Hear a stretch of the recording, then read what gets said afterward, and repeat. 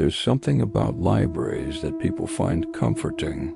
The silence, the order, the idea that every single thing inside has been cataloged, labeled, assigned a place. Nothing is lost. Nothing is unknown.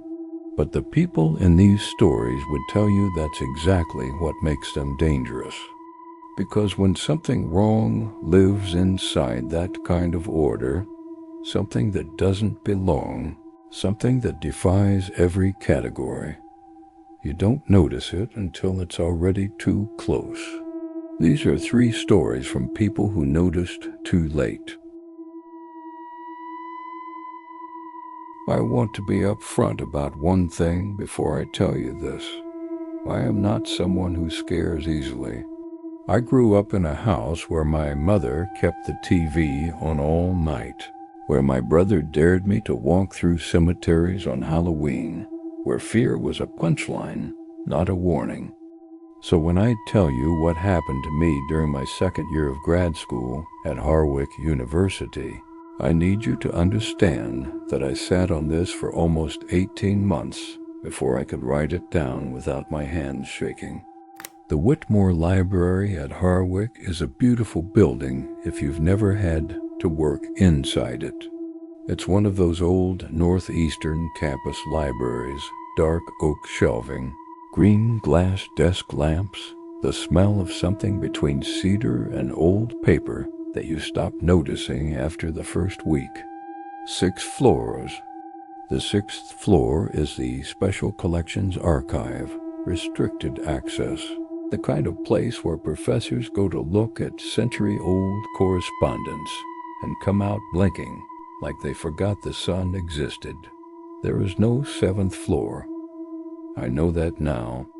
I knew it then, technically, but I also know what I saw. It was the 2nd week of November. That particular winter had come early, snow before Thanksgiving, the temperature already below freezing at night, and the walk from the graduate housing complex to the library had become the kind of thing you steeled yourself for. I was writing my thesis on historical land rights disputes in New England, which meant I was spending long hours on the 4th floor research level with a stack of digitized county records and a coffee that went cold faster than I could drink it. By 10:30 that night, I was the last person on the floor. I knew this because the 4th floor had a particular sound when it was empty, a low hum from the HVAC system and a faint, irregular ticking from the heating pipes that the building had never bothered to fix.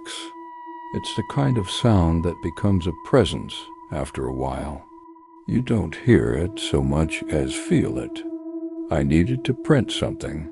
The 4th floor printer had been out of paper since Tuesday, and the graduate assistant who usually restocked it had apparently graduated into some kind of apathy. The printer on the 5th floor worked fine, so I packed my bag, took the elevator up, printed my documents, and was about to head back down when I noticed the elevator panel. I've taken that elevator dozens of times. Dozens. The buttons were B, 1, 2, 3, 4, 5, 6. 6 buttons. 6 floors. That night there was a 7th button. It wasn't glowing. It didn't look new or retrofitted. If anything, it looked older than the others. The chrome slightly tarnished, the number pressed into it more deeply than the rest. I stood there for what felt like a long time just staring at it. I pressed it. The elevator moved upward. The doors opened onto a hallway I'd never seen. The ceiling was lower than any other floor in the building, and the light was different. Fluorescent, yes, but with that particular pale greenish tint that makes you feel slightly underwater. There were shelves here, but they weren't like the rest of the library. No labels, no dewy numbers. The books themselves looked strange. Their spines were either completely blank or stamped with strings of numbers that didn't correspond to any cataloging system I recognized. Some of them had no spines at all, just exposed binding that looked raw and fibrous like something biological. I know how that sounds. I know. I walked about 15 feet down the hallway before I heard breathing. Not footsteps, not movement, just breathing. Slow, even, and coming from somewhere in the dark between the stacks. The light only reached so far, and beyond the last lit section, the floor stretched into a blackness that was too absolute, too uniform, too much like a wall made of nothing. I left. I'm not ashamed of that.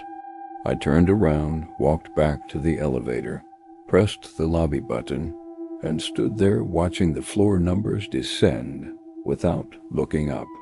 Here's the thing that I've never been able to explain. The next morning I came back. I went straight to the elevator. I checked the panel. 6 buttons. Only 6. I went to the building records office and asked for a floor plan.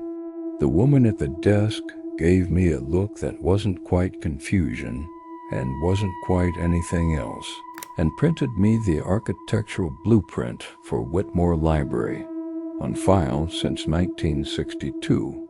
6 floors, 6.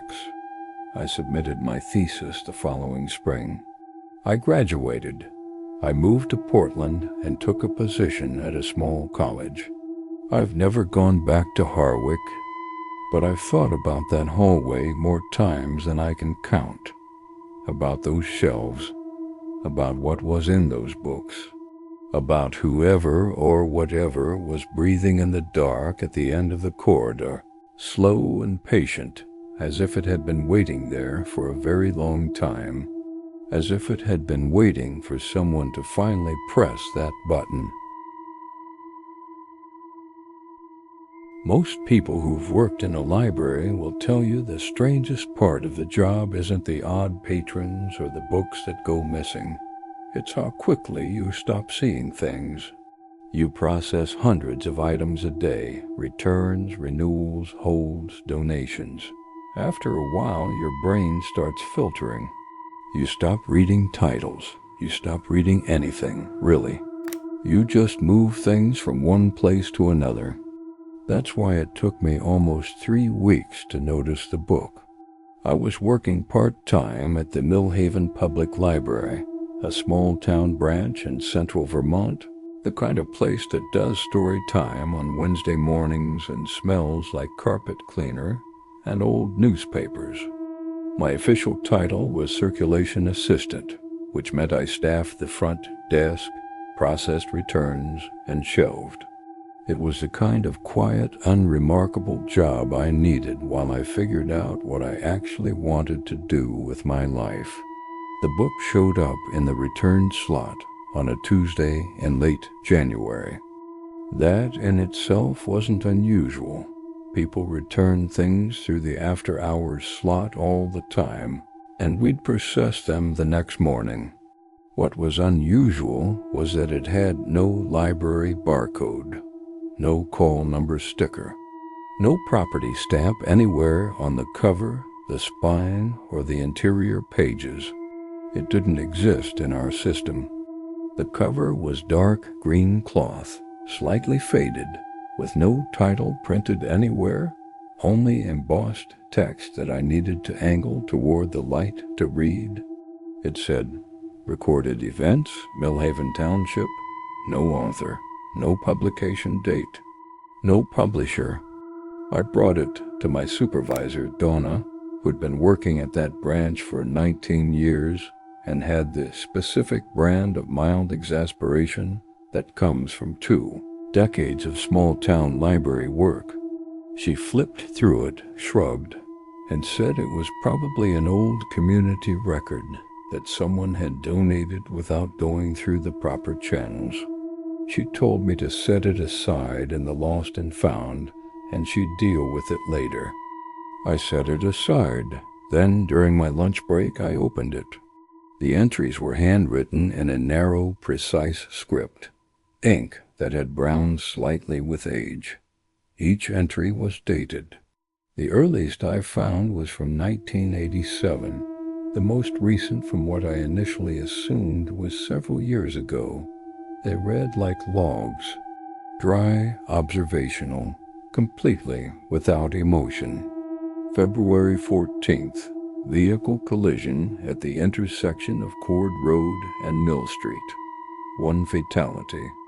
Victim is female, early 40s. The next entry, March 3rd. Fire in the lower level of the Hargate building on Main. Contained quickly. No fatalities. On and on, like that, page after page. I want to say I recognize the significance of it immediately, but the truth is I almost put it down. It read like old town records, something a local historian might compile. Mildly interesting, nothing more. Then I found the entry dated 3 days from that Tuesday. The entry was about me. I won't say what it described. I'll say only that it described a specific, personal event, something that hadn't happened yet, something that no one except me could have known to predict, something involving my car and a particular road I used to take home when I worked late. The handwriting was identical to every other entry. The ink looked the same age. I read it 4 times. Then I closed the book, put it back on the lost and found shelf, and spent the rest of my shift feeling like the walls of the building were very slightly closer together than they'd been that morning. I took a different route home that night. And the night after, I told myself it was a coincidence, that the entry was vague enough to mean anything, that I was projecting specificity onto something general. On the 3rd day, I came in from my shift and went straight to the lost and found shelf. The book was gone. I asked Donna. She hadn't moved it. I checked every shelf it could have been misplaced on. I looked through the donation bin, the discard cart, the back room, nothing. I looked up the date from the entry. My route home would have taken me along Miller's Creek Road, which had flooded the night before after a rapid melt, a freak warm front that no forecast had predicted. The road washed out around 10 p.m. Anyone driving it after 9 would have gone into a 6-foot drop in complete darkness. I don't know what the book was. I don't know who returned it or who took it back. I don't know how many entries it contained or whether the ones after mine were already written, waiting for their dates to arrive. I quit the library 2 weeks later. I told Donna it was personal reasons. She looked at me for a long moment before she said anything, and what she said was, "You found something in the back, didn't you?" Not a question. I asked her what she meant. She just shook her head and handed me my final timesheet. I've thought about calling her. I haven't. I think some part of me already knows. She won't explain it. I think some part of me already knows why. I'll start by saying that the library I worked at, the Caldwell University Library in upstate New York, had what our director called a boutique security system. What this meant in practice was that it was 15 years out of date, incompetently maintained, and staffed during off hours by me, a 24-year-old security monitor named Marcus Webb, who worked the overnight shift on Fridays and Saturdays for $11 an hour. My job was straightforward. I sat at a desk in the ground floor security room from 10 p.m. to 6 a.m. I watched the camera feeds. I documented anything unusual in the incident log. If I saw someone in the building who wasn't supposed to be there, I called campus security. Not my job to confront anyone. The building was closed to patrons after 10. By 10:15, I should have been looking at empty rooms. The camera system covered 18 locations throughout the building, all 6 floors, the stairwells, the 2 exits, the reading room, and the reference section. Each feed was displayed on a 3x6 grid of monitors, refreshing every 4 seconds in a slow sweep rather than displaying live footage. Old system, like I said. The patron access log was a secondary monitor to my right. It displayed a running count of the electronic door swipes used throughout the day. Each badge scan was assigned a patron number in sequence. Routine stuff.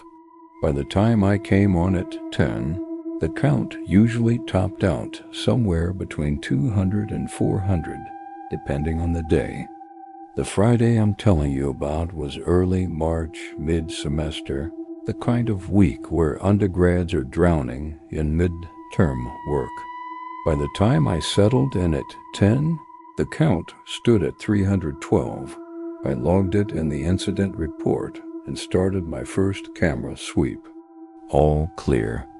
Rows of empty shelves, dark reading tables, fluorescent overheads in standby mode, casting everything in a thin, dim blue-gray. The stairwells were empty. The exits were secure. At 10:47 p.m., the patron counter incremented. 313. I sat up. That shouldn't happen. The door sensors deactivate at 10 when the building locks. I checked the access point log. The swipe had been registered at the east stairwell door, 3rd floor, which was an interior door, not an entrance. Those doors didn't have external swipe access. They registered exits, not entries. I switched to the 3rd floor stairwell camera. Empty. The feed cycled through its 4-second refresh. Empty again. I logged the anomaly and called campus security non-emergency to report a possible sensor glitch. They said they'd look into it. At 11:22, the counter hit 314. This time it registered at the 2nd floor interior door. Same issue, no external access point. I pulled up the 2nd floor cameras. Study carrels, shelves, the reference terminal bank. In one of the carrels, about 40 feet from the camera, I could see what appeared to be a figure.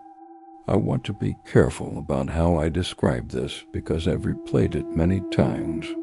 The image quality was poor, low race, greenish in the low light, and the 4-second refresh meant I was seeing snapshots, not motion. In the first frame, the carrel appeared empty. In the second, there was a shape there. A person, I thought, or the suggestion of a person, seated, hunched, slightly forward, facing away from the camera. By the 3rd frame, it was gone. I called campus security again. They sent an officer over. He walked the 2nd floor, found nothing, confirmed no signs of forced entry. The patrol log from that night shows his sweep lasted 11 minutes. I went back to my monitors. At 11:58, the counter hit 315. 3rd floor again. I watched the camera. The 3rd floor reading room was a long, narrow space with windows that overlooked the quad. The overheads were off, but there was ambient light from the campus lamps outside, enough to see the room's general shape. In the 2nd frame after the access event registered, I saw something at the far end of the reading room near the last window. It was standing. That's the word I keep using when I try to explain it, because it wasn't sitting, wasn't moving, just standing. Still, in the frame it appeared, and in the next frame it was gone, and in the frame after that the room was empty, and in the frame after that the room was empty, and in every frame after that the room was empty. I called security. I called my supervisor at home.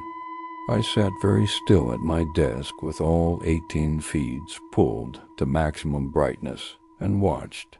The counter hit 316 at 12:31 a.m., then 317, then 318. By 2 in the morning, it had reached 341. None of the camera feeds showed anything else. Not a shadow, not movement, not any sign of an occupant anywhere in the building. But the counter kept climbing, steady and relentless, logging entries at a rate of roughly 1 every 3 to 7 minutes, each one at a different interior sensor, each one in a door that couldn't be accessed from outside the building. At 3:17 a.m., the counter rolled over to a number I haven't been able to stop thinking about. It read 1, like it had reset, like the count started over. Then it began again, climbing. I have the incident report I filed that night.